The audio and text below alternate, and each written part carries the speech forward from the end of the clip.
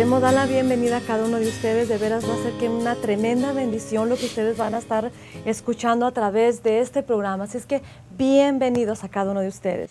Le damos la bienvenida. Sé que Dios va a hacer cosas tremendas en su vida. Le quiero recordar las palabras de Cristo. Yo he venido para que tengan vida y vida en abundancia. Así que espere una tremenda bendición de parte de Dios en su vida. Amén, así es. Yo creo que lo más importante de veras para que cada uno de nosotros podamos recibir la bendición de Dios es abrir nuestro corazón. Así es que yo le invito de veras, abra su corazón. Ahí donde usted está, Dios quiere bendecir, Dios quiere hacer un milagro, Dios quiere hacer algo tremendo en su vida. De veras, abra su corazón, Dios quiere bendecirlo. Así es que vamos a entrar en este programa. Tenemos un programa muy lindo, muy hermoso, donde vamos a escuchar un testimonio de un joven que como Dios lo cambió, lo transformó. Así es que de veras, una vez más, bienvenido. Bueno, como todo lo que nosotros hacemos está basado en la palabra de Dios, yo quiero dar comienzo ahora leyendo al versículo de la palabra de Dios. Nuevamente, antes de leerlo, abra su corazón, abra su mente. Recuerde que aunque hubo una persona que lo estuvo invitando, su amigo, su hermano, su familiar, pero detrás de todo esto fue Dios. Dios ha preparado este momento para su vida. Este versículo, sé que va a ser de tremenda bendición para ustedes. Dice así la palabra de Dios: de modo que si alguno está en Cristo, nueva criatura es, las cosas viejas pasaron y todas son hechas nuevas. Todo, qué tremendo. Este versículo encierra unas tremendas verdades para nosotros. Pero lo primero que quiero resaltar es lo que el apóstol está diciéndonos, o lo que Dios nos está diciendo a través de la Escritura. Nos está diciendo a nosotros que de modo que si alguno, y en esa frase si alguno, nos está diciendo que el amor de Dios incluye a toda persona, no importa su situación, no importa cómo se sienta. Dios incluye a las personas que son educadas, a las personas que no tuvieron educación, a las personas que tienen dinero como a las que no tienen dinero, a las personas que están solteras, jóvenes, ancianos. La palabra de Dios dice todo. Y aquí podemos nosotros hablar de que usted es parte también de esta promesa que Dios ha dado. No importa su pasado. Hay mucha gente que cierra su corazón a las bendiciones de Dios porque siente que, bueno, yo no merezco el amor de Dios, es que yo viví una vida tan terrible. Por otro lado, hay otros que se sienten tan buenos que sienten que no tienen necesidad de Dios. Y la verdad es que toda persona necesita tener la bendición de Dios. Por eso, a mí me gustaría en este momento, antes de continuar, poder compartir con ustedes este tremendo testimonio que va a ser una tremenda bendición para sus vidas. Espero que lo disfrute y será de tremenda bendición. Luis Seminario, como muchos jóvenes, creció sin el afecto y la supervisión cercana de un padre. De manera que siendo solo un adolescente, se convirtió en su propia autoridad.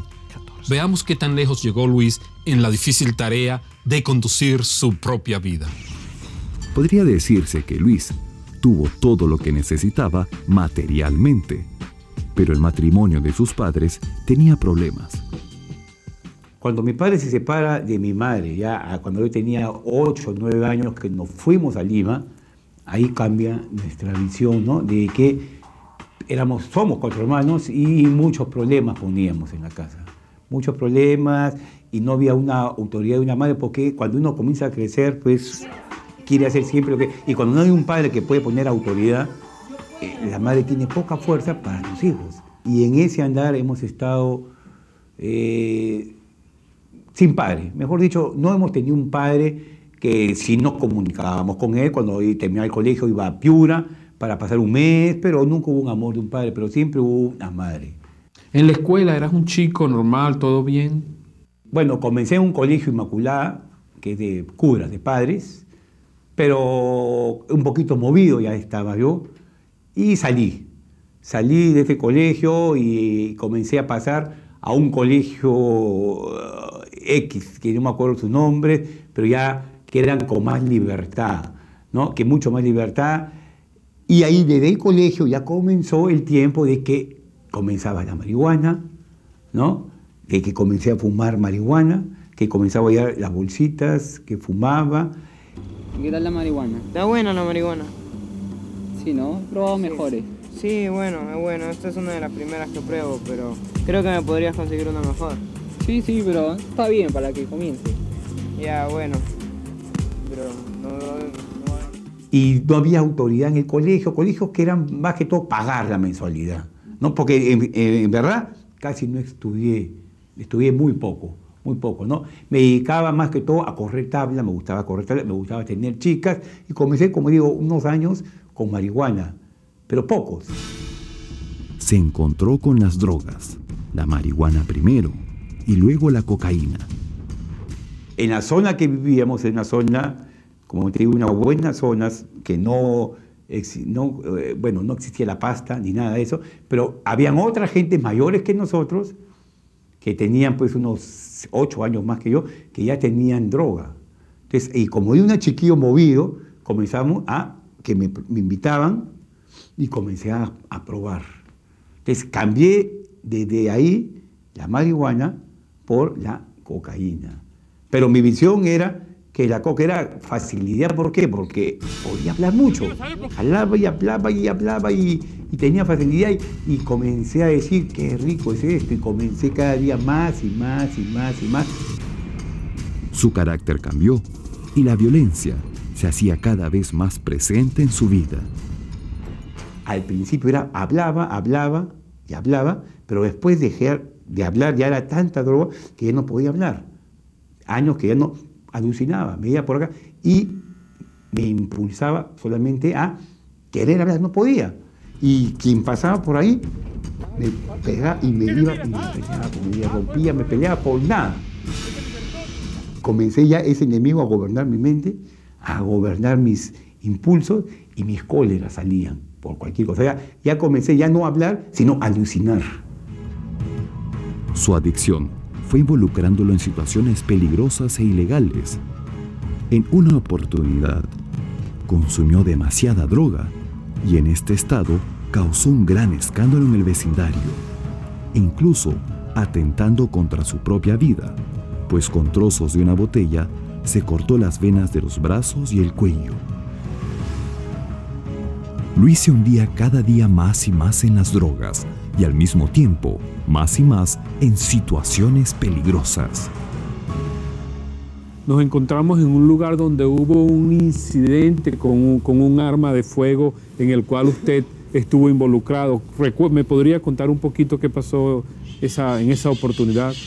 Bueno, justamente fue aquí, ¿no?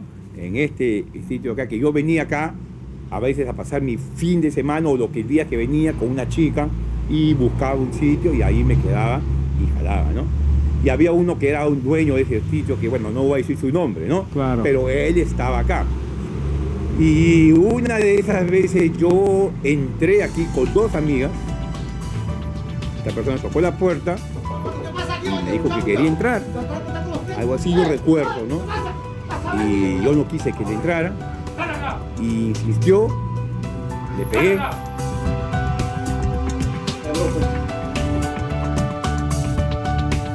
Se cayó al piso, se fue y sacó una pistola, una 38. Cuando él ha abierto la puerta como está ahí abierta, yo me he levantado acá y he visto una 38, una bala, una pistola acá.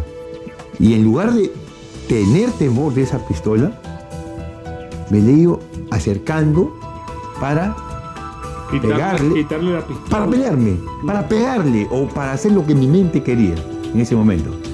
Y sé que ahí nomás a 2 metros, porque eso es lo que me cuentan, me disparó.